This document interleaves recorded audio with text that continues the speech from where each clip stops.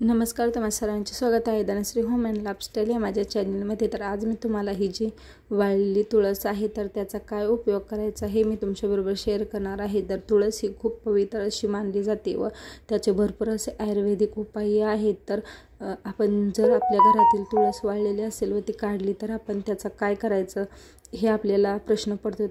तर हा व्हिडिओ पाहिल्यानंतर तुम्हाला काहीच प्रश्न पडणार नाही, तर तुम्ही नक्कीच अशा पद्धतीने ही स्टोअर करू शकता। तर पहा, मी व्हिडिओ दाखवल्याप्रमाणे त्याच्या ज्या काटक्या आहेत तर त्याही मी अशा थोड्या हाताने बारीक करून घेत आहे।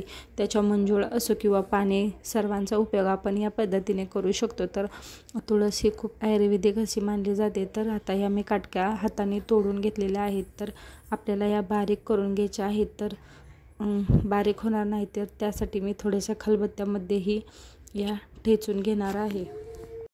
खलबत्त्यामध्ये अशा प्रकारे ठेचून घेतल्यामुळे आपले पटकन असं बारीक होईल व मिक्सरला खूप जास्त ताण पडणार नाही। तर यापासून आपल्याला पावडर बनवून घ्यायचे आहे। तर खोकला असो किंवा सर्दी, लहान मुलांना किंवा मोठ्यांनाही याचा उपयोग होतो। तर मधामध्ये मिक्स करून मी माझ्या बाळांना देते, तर नक्कीच खोकल्यासाठी याचा आराम मिळतो। तर पहा, ही तुळस आता आपण इथे तिथे न ठेवता अशा प्रकारे त्याचा उपयोग करून घेऊ शकतो। तर त्यानंतर आता छान अशी मिक्सरला बारीक करून घ्यायची। बारीक केल्यानंतर आपले जी बारीक चाळण असते तर त्या बारीक चाळणीने चाळून घ्यायची, म्हणजे त्यामध्ये जास्त काटके येणार नाहीत। तर ह्या शिल्लक राहिलेल्या काटक्याही इथे तिथे न टाकता आपल्या चहा पावडरमध्ये टाकून द्या, त्यामुळे आपल्या चहालाही खूप छान असा वास येतो व चव येते।